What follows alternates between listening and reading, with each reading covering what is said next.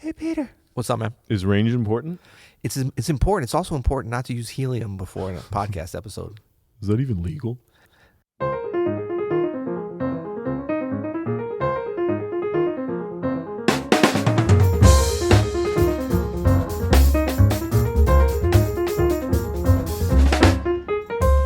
I'm Adam Maness. And I'm Peter Martin. And you're listening to the You'll Hear It podcast. Daily jazz advice coming at you. Coming at you with a little Easter egg there for Open Studio Insiders. That's right. Yeah. Right. Are Easter eggs normally announced? Aren't they? Okay. They'll know who they are. Okay, got it. They never would listen to this podcast. All right. Well, what do we have today? Today we have a question from an email. This is a question from Catherine in Melbourne, Australia. Oh, I love Melbourne. Say Melbourne again. Melbourne? I love it. Yeah, you know, I might be going to Australia soon, so I'm excited to get over there. Melbourne, Yeah. Coffee, the I've never food, been. Never the been. culture, the people. I can't it's wait. all I can't there. wait. I can't wait. Okay, Yep. This is a question from Catherine. Catherine asks, when playing a piece, say a standard in the original key that I know well, but in a trio format, I often find the head now seems too high or low in range. I also don't feel as well acquainted with it anymore, as I feel like I'm less anchored, leaving out the bass notes. Also, left-hand rootless voicings can seem to get in the way of the right-hand melody, or alternatively, if I play up an octave or in octaves, the whole thing starts to feel too high. Apart from changing the key, what are the various techniques you would use in a trio, including playing the root notes of chords, which some bassists and jazz educators seem to disapprove of? Yeah. Especially bassists that are trying to play them themselves, right? Thank you. Thank you, Catherine. Well, Catherine, thank you for the question. It's a great question, actually, and it's probably something that I don't think pianists talk as much as they should about, because it's really important. Yeah. And so one thing in that third paragraph, apart from changing the key, I would say the first thing I do is put it in a key that's comfortable, that I think sounds good. But she's asking apart from that. So we're going to have to dive into that, but I think that is you got to be able to do that. Yeah, Catherine, the most important thing you can do is find a good key. Singers do it. We should do it too. Exactly. And we should be able to do it. We have to develop that technique. I'm not saying that you have to be able to learn to do it today, but if you want to be a serious jazz pianist, especially if you want to work with singers, if you want to be able to play tunes in ranges that are interesting and effective, of new tunes and whatever. I mean, look, a lot of these jazz standards, so-called jazz standards, are songs. Yeah. If not all of them. Yeah.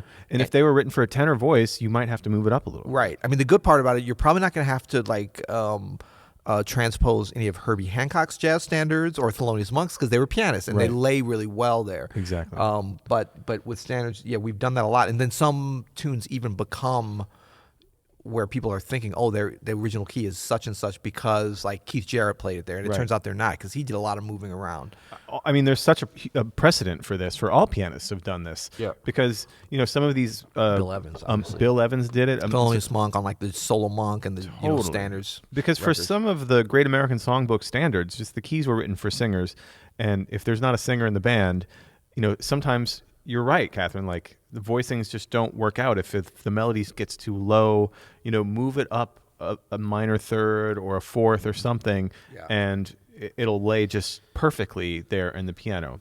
Then the other part that I want to address like right away is the rootless voicings. So, they don't have to be rootless, your voicings. No, not at all. And I think that even with a trio. No, yeah, absolutely. And I think it's important for pianists, especially that want to play in a trio situation, which is pretty much any jazz pianist, I would think. Yeah. That you get very familiar with rooted voicings. Well, first of all, there's two different kinds. There's two basic different types of rooted voicings, I would say, with the root on the bottom and the root somewhere in the voicing. Yeah. You can always use a root somewhere in the voicings. Rootless voicings does not mean, well, it does mean no root, but what we're going to be talking about, I think, here in terms of potential clash with bassists and jazz educators is when the root is on the bottom. But there's a very big difference between the tenor range and the bass range on the piano. Yeah. And so I want all pianists getting familiar with both those ranges. Now, is there an exact place where it moves? No. But there's a general area, and I couldn't really tell you. You're by the bass. What would you say is between the That's exactly what I was going to go to. That C. That's what I was so, thinking. Yeah, this C below middle C, that's definitely still for me in an acceptable range. In fact, that's tenor, right? That's sort tenor. of, I mean, from a piano standpoint. I'm fine going down to the G, the F even. It depends on the basis, and it depends on the piano, too. It depends on the voicing. It depends on a lot of things. But, do you ever read Ethan Iverson's blog, Do the Math? Yeah, of course. So he had this great post about basically jazz education, and he had one section about how there's this myth about taking the root away, right? Yep. And he does this. He's like, pianists in jazz history who use rooted voicings, and it's like every Thelonious Monk, Horace real Silver, snarky list of every great jazz pianist. Right? And then people who don't use the root, and it was Bill Evans and students in jazz school, and it was so great. I mean, Bill Evans, didn't use a lot. I mean, to be fair, a lot of people in that Miles Davis, like he goes on to explain, like the Miles Davis bands. Yeah, Red Garland, Wynton Herbie Kelly even, they didn't use a lot of roots because was their thing. Or Ron Carter famously, right, doesn't like roots. Right. But don't play below the K in the Kranich and Bach. Literally every other pianist uses a ton of rooted voicings in the rhythm section. You have to know how to do it. It creates a sonority that is so strong and great. I mean, I've been super getting into this since actually becoming friends with you and listening to how you do it. You do it so perfectly, and I think range has a big part of that. Yeah. So I think that in order to get into hearing this is when you're practicing alone, of course, as a pianist, is playing that tenor, like start to identify the tenor range and the bass range. Right. And like I say, it's not an exact science, but you could take that C as kind of, or B flat maybe as a nice little. So Catherine, let's say you're doing a standard. Fine, that voicing is great. It sounds good, but it also sounds good and even, I think, a little better. Yeah. And the bass player can be there and you could be there, and now you have this fuller sound with that root on the bottom. Yeah. Yep. Fine. Yep. That's fine. Absolutely. And I mean, and really, if you think about that, and that was with a C on the bottom, the same one we're talking about is that kind of cutoff, you're still a perfect fourth above the top string, open string on a bass. Yep. And so, like, I mean, I used to do this until I just sort of got a sort of intuitive feel for it. I would listen or even look at the bass player when I was trying to like find. See where they are. Of course, we're going by ears, but also by like we know that they're below that particular. Like, always think about it in relation to your instrument until you can do it intuitively. Yeah. So start to think about that, because the bass range is always lower than we think, because we're used to seeing it written on the page. And remember, the bass is a transposing instrument, an octave down or an octave up. So like once you realize that, and look, you can, if you were to go down and play that same voicing in the right hand, but then put the left hand an octave lower, or even like root 7 or something. Yeah, and maybe even give the 7th on the bottom too with the left hand. Yeah, okay, that's the Kranich and Bach, makes everything sound muddy, but you want to be able to get that sound versus. What is this audio thing here? Yeah, I mean, we're so old school. We're like, but I mean, the thing about it is hearing, because you can even get away with some of that lower stuff on a better piano, with especially root 7, root 5, or whatever. Absolutely. But you've got to know the sound. This guy has a wolf of a bass. Yeah, so this piano, yeah. But once you know your sound and what that is, and then you can start to even mess around with, like, once the bass player, you see him going up on the G, him or her going up on the G string. Yeah. Then you're like, oh, this is my time to kind of jump down and not walk a bass line under him, but Take to it jump down. down. Yeah, Exactly. for those kind of things, if they're up here, like. Yeah. They sometimes are prone to do. Exactly. Bassists. And how does this pertain to your question? Well, if you're down here with stuff, all of a sudden, this sort of range in here for melodies is in play, right? Mm-hmm. Absolutely.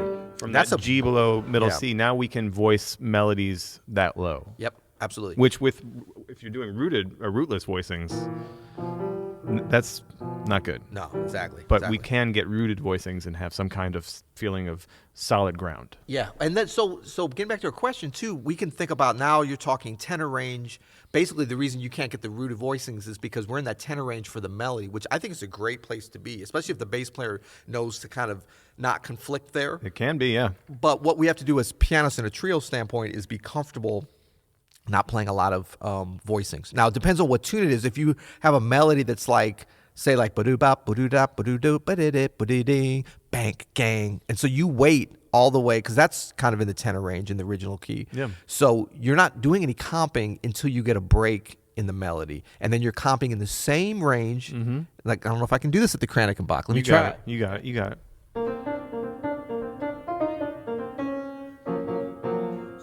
you're kind of comping right on top of yourself. So you got to wait, and then you got to. I didn't do it very effectively, but you got to comp in a way that's sublimated underneath the melody. Like that's a way to, like, obviously that melody starts to go up higher after that. So then you're cool. Yeah. But you got to be comfortable not comping all the time. And we don't have to. Single line stuff. Herbie Hancock did it great in the 60s, still does it sometimes. And it's like, that's a way to play. If you're not going to move, if you're not going to change the key to play down that tenor range, you can't comp at the same time. Now, here's the top level of this, Catherine. The highest level, I think, of this is, why does your comping have to be below the melody?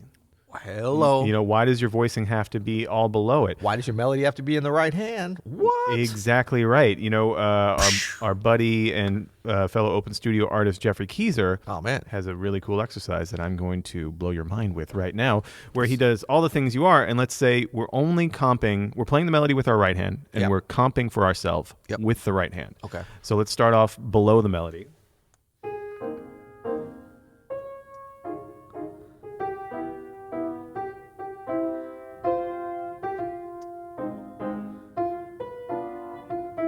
Yep. All right. Now I can do it above the melody. That's right.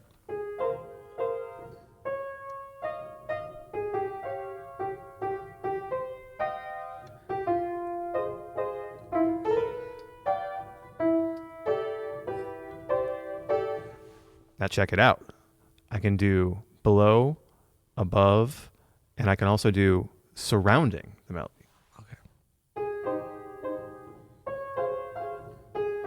Kind of. Mm-hmm.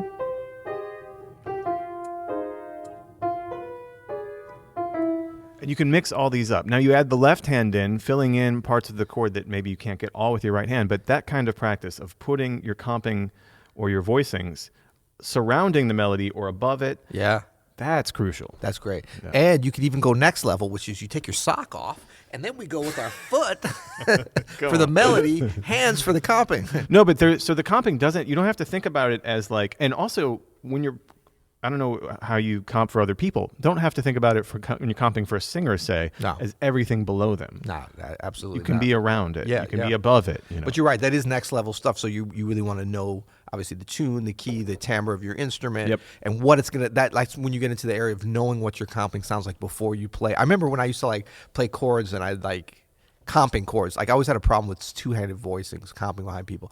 I'd play something, I was like, ugh, I don't like the way that sounds, and then, okay, I kind of like that. But it was a lack of, it wasn't even a lack of confidence, it was just a lack of knowing what something was going to sound like before you played it. Yeah. And that's something that practicing really starts to help, because you've tried these things. It's not about planning them out, but you're trying your options so that right as you're playing, you're still spontaneous in the moment. You kind of know what it's going to sound like. I think it's huge, yeah. One other thing I thought about, in terms of things to do besides getting out of the key, is playing with octaves.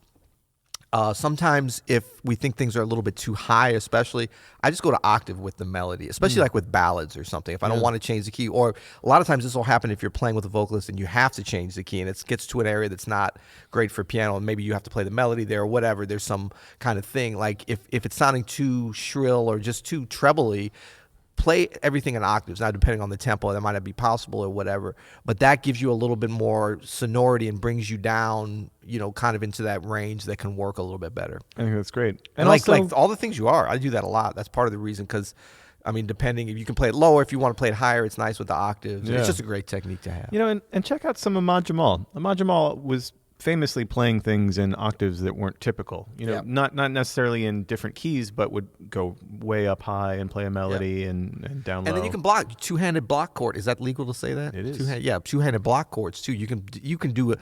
That's a way to get away with a standard if you can do it in almost any key, basically. But Catherine, level one on this is to find the key that works for the tune you're doing, right? And understand that there's a precedent. Well, that's level two. Level one is learn the tune. That's true, right? But there's a precedent in jazz of instrumentalists changing the key that suits their instrument. And Nothing just wrong know with that it. you're going to be developing your ears as you do that. Totally. So. Cool.